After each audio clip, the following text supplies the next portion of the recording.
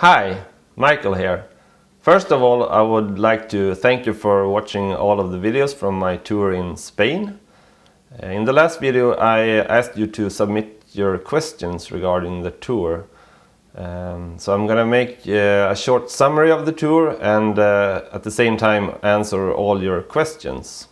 So let's not wait anymore, let's jump into the first question. Paige asks, I would love to know what gear you use on your trips, such as camping gear and bicycle panniers and bags. Well, Paige, my tent is called the Nature Hike Cloud Up 2, and if you look on my YouTube page you can find a thorough review of the tent there.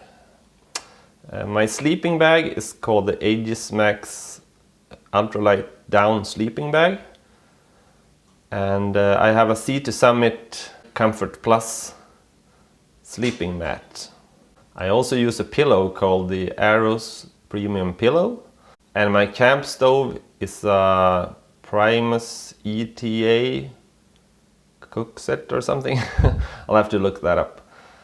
The panniers I use on my bike are Ortlieb ones. I use the back roller plus and front roller plus, and my handlebar bag is an Ortlieb Ultimate 6 Plus.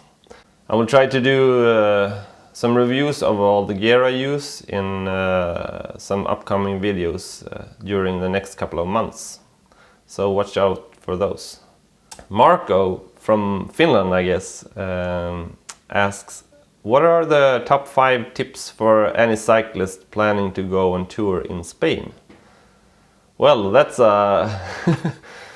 quite a big question, but if I was quickly to go through my 5 tips. The first one would be to either go in spring or autumn. The summer is way too hot to go bicycle touring in Spain, at least for me. The second one is to be aware that Catalonia is really hilly. So you should take that in consideration when planning your trip so you don't plan too long days. Number 3 would be to check up on lodging options before you go there. If you go like me in the late autumn, most of the campsites were closed. So I had to do some Google searching before I went to find out which campsites were open year-round. If you just Google for camping Todo del Años, Catalonia, you get a lot of hits of campsites that are open all year round. Number 4, respect the law. They've had a couple of really severe forest fires in Catalonia the last couple of years.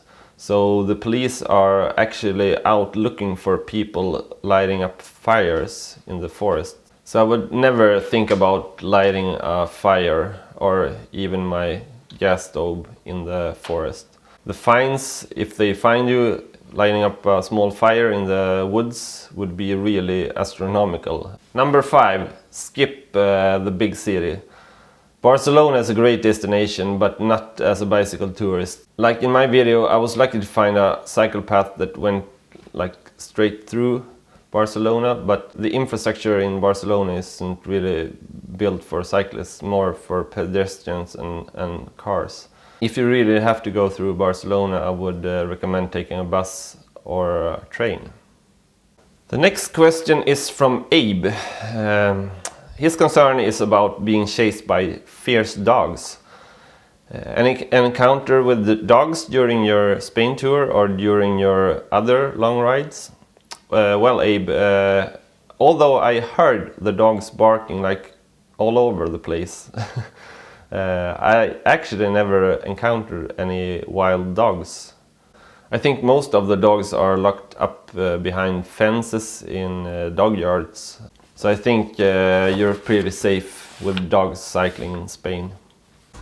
Alex Morgan wants to know, is wild camping permitted in Spain? Well, Alex, wild camping is not allowed in Spain. Most of the land is fenced off with signs that say area privada or something like that. So being from Sweden, where I'm used to just putting up my tent anywhere I want. I was actually surprised that it was so hard finding spots to pitch my tent. My best bet would be to eat dinner at a normal time and then cycle on until it gets dark, and then start searching for nice spots for your tent. And as I said before, don't even think about lighting fires in the forest. He also wants to know how expensive is Spain compared to other countries in Europe.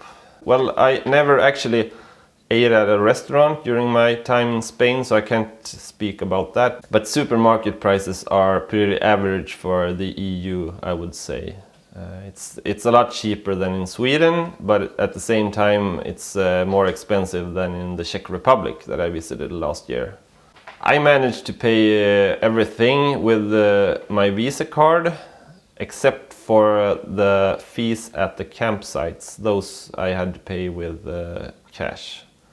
But other than that, you can manage pretty fine with just a Visa card.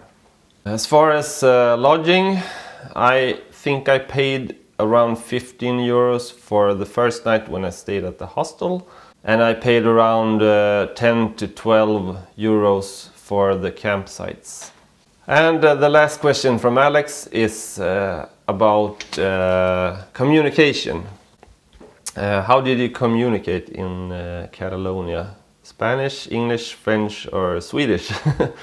Well, I know very little Spanish, but most people speak English. Or at least people that are under maybe 50 years of age speak English quite fine. And it got a bit worse as you moved inland. But usually my very petite knowledge of Spanish combined with their English knowledge meant that I could communicate quite well. I never really had problems asking people for navigation or anything. And at the supermarkets, people speak fluent English. Drew wants to know my plans for 2019. Well, Drew, I plan to do a video on my upcoming tours in 2019 in a couple of weeks or so. But I can tell you now that I plan to do bike tours in 3 different continents during 2019. I won't tell you which ones though. And he also asked me if I do any biking outside now in the snow. Yeah, well, do we have around minus 20 degrees Celsius right now, so it's pretty hard to go out cycling at the moment. And I actually filmed my commute home from work the other day, so in a week or so I'm gonna post it on YouTube so we can follow along what it's like to go out cycling in minus 20 degrees Celsius. Next question is from Jerry. He's curious what the material of my bike is made up of. He thought that the one-handed action at the airport check-in made it look feather-light. Well, Jerry, my bike is, the one I used on this trip is made of aluminum, and I think it weighs around 14 kilos or something. And that's actually my old hybrid bike. So I purchased a new bike ahead of my trip to the Czech Republic. So I mainly use this when I commute back and forth to work nowadays. Well, it's funny that you think I'm that strong. No, but seriously, I was afraid that they would discover that I had a camera in my hand filming the behind the scenes check-in. So that's why I put all my effort into holding the bike with one hand so I wouldn't get caught with a camera in my other hand. Mike, nice name by the way, Mike, wants to know how much distance did I cover during this week in Catalonia. Well, Mike, I guess the total ended up at around 450 kilometers. He also wants to know which part I found the best during this trip. And by far, I would say the stretch between Saint-Filiu-de-Girolles and Lorette Mar. That was really terrific. as you probably saw in the video. Alan wants to know how I found or planned the tour. Well, Alan, the original idea was that I wanted to go from Ripoll down to the coast following the Via Verdes. So I kind of designed the tour around that, and Barcelona was the closest big airport to those towns. Plotted a route between Barcelona up to Ripoll, and then I just followed the Via Verdes. And I've actually been to Costa Brava before, but that time I was driving a car, so I kind of knew a little bit about the road conditions in that part of Catalonia. But it took a lot of hours in front of the computer doing research on Google Maps to find the exact route. And once I plotted the route, I transferred it over to my Garmin and also to my cell phone on the app maps.me. Joe wants to know if I have the route online somewhere to view, since he wants to do the same loop in the future. Well, Joe, if you look in the description of this video down here, you can find the links to all the GPX files from my tour.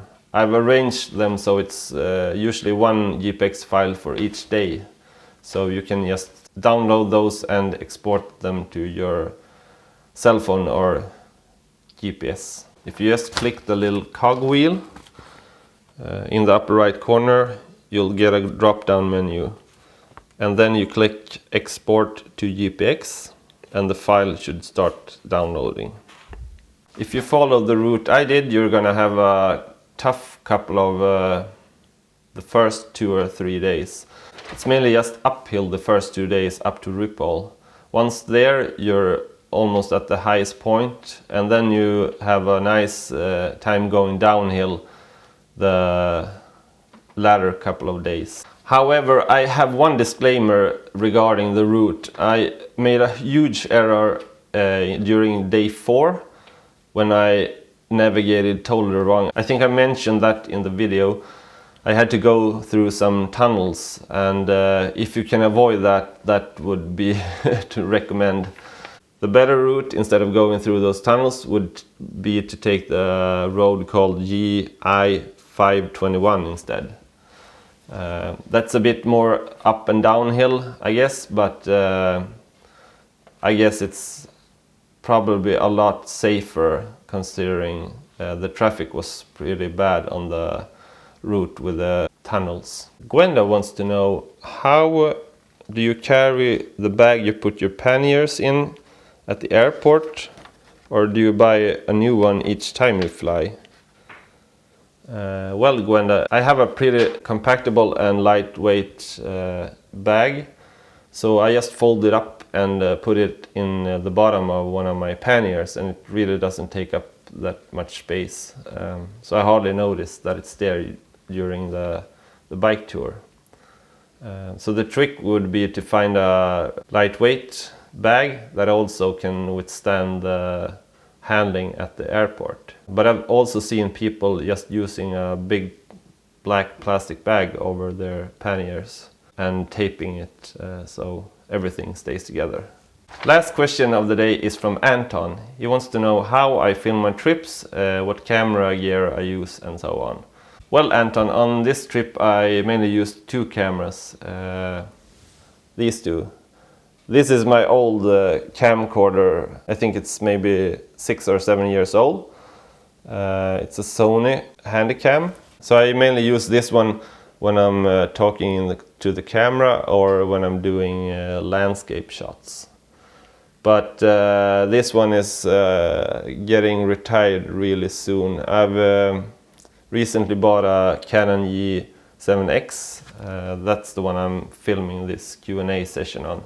So that's gonna be my main camera for the upcoming tours. And when I'm doing the action shots from the bike, I use this Sony Action Cam. It's really small, this one, and lightweight, so I really like this one. The image quality is really great with this one, and it's also really stable. It has a built-in stabilizer, so I almost never do any post-production stabilization. I guess you can compare this to a GoPro, but I actually like this one better than the old GoPro I used earlier. To round off this video, I also had some general information about the tour that no one asked any questions about. I think Spain is a fantastic country to cycle in. They have a law that says the cars need to maintain a distance of 1.5 meter to the bicyclist, which is really nice.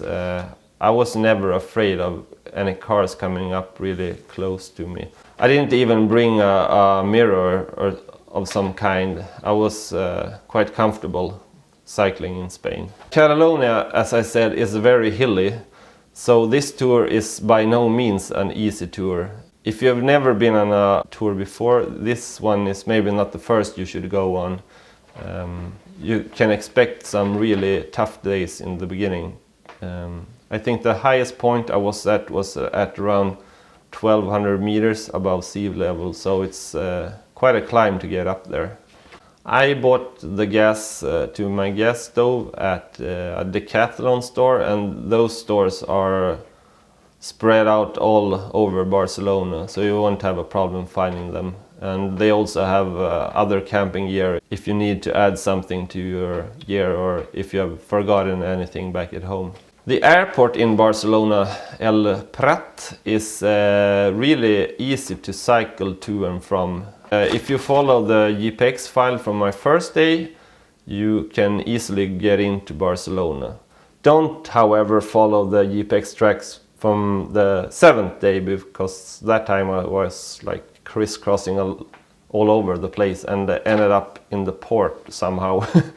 So make sure that you follow the one from the first day. And if you're going south, it's just as easily to cycle from the airport. I stayed a couple of years ago in a nice campsite, just I think it's 4 kilometers from the airport, which I can really recommend. I think it's called Tres Estrellas or something like that. So if you need a place to stay, if your flight is leaving early in the morning or if you're arriving late at night, I would really recommend that campsite. The campsite I stayed in just north of Barcelona was really not that much to recommend. It was a really small campsite and you stayed really close to the other tents. So if you can choose between them, I would really recommend the one just south of the airport. I hope this information about bicycle touring in Catalonia is useful for you in the future, and until next time, have a good one!